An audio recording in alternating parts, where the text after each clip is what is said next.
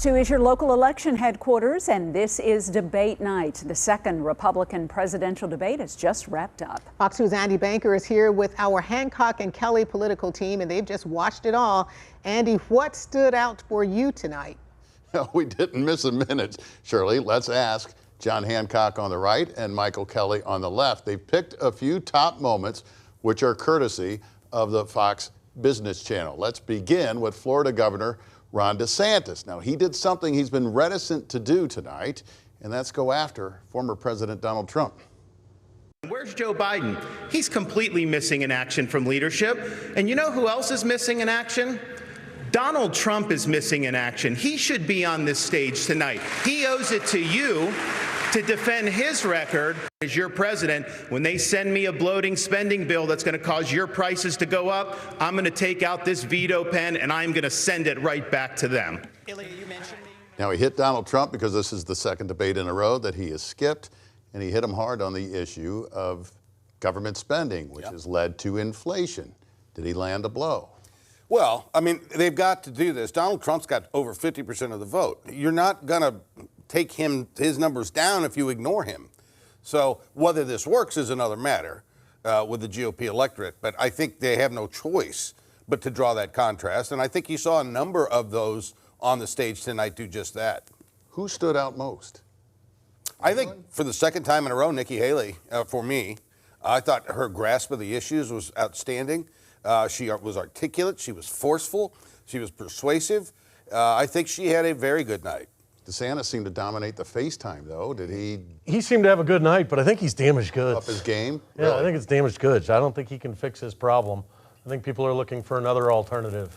Was it helpful for him to at least get after Donald Trump? Because, you know, up until now, maybe a few weeks ago, he wouldn't even really mention his name, it didn't seem like. I don't know that that's his lane. The others had kind of consumed that lane to this point, and I think it's too little too late.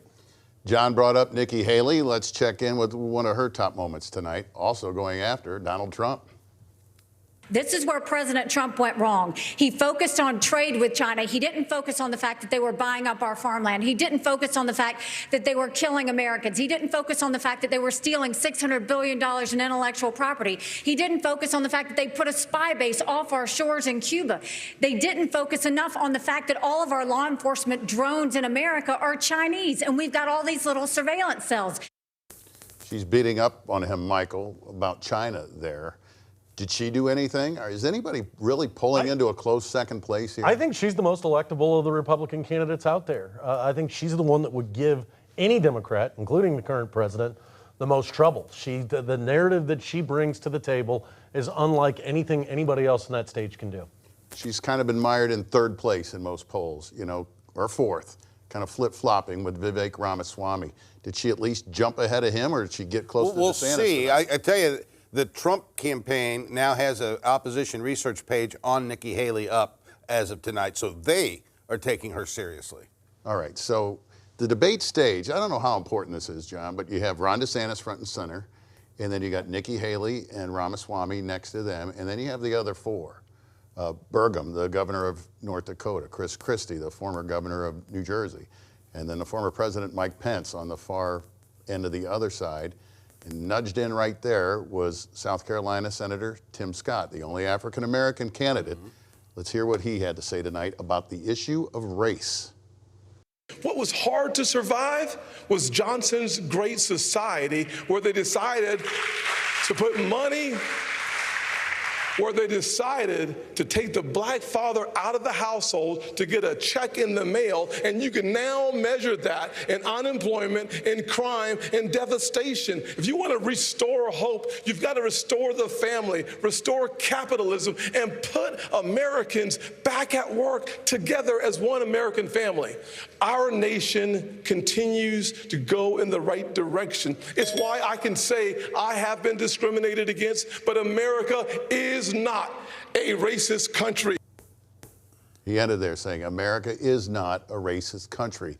That answer in another exchange with Haley, you thought he did pretty well. Yeah, he had a good night. Is he coming in from the flank? We'll see. Is he alive after tonight? We'll see. I don't think he's going to be in the top three after tonight, but he did have a good, much better than his first debate. Haley's actually had two good debates back to back. I think she's the only one that can make that claim. What do you think about his claim that this is not a racist country? He's an African-American man. He made the U.S. Senate, survived discrimination. I'm not sure that would land very well from your side of the aisle, but does it land well with Republicans who are going to vote for him? I think maybe that's make it. the nominee for the presidency of the United States. White Republicans, I think, probably like that messaging. It surely doesn't sync up with where African Americans are if you look at the polling. Did you see anyone jump out or jump closer up to that number 2 position? I think it's Nikki Haley. I mean, I think it's obvious. The other one that makes sense to me is Chris Christie, but he may have too much common sense for the Republicans these days. There's a little jab. Well, in there, I mean, John. Christie's banking on New Hampshire. He's one and done. If that doesn't work, he's out. Is anybody out after this debate tonight? Like when we talk next time. we're The gonna see a couple Pence of campaign, the Pence campaign has not raised hardly any money, and I think Pence and Burgum may not be around for the next one. All right. Mandy, we'll be back here Sunday morning at 8:30 for Hancock and Kelley, as always, if it's Sunday in St. Louis, and perhaps talking again about candidates in the debate tonight who will no longer be in the race in just a couple of days.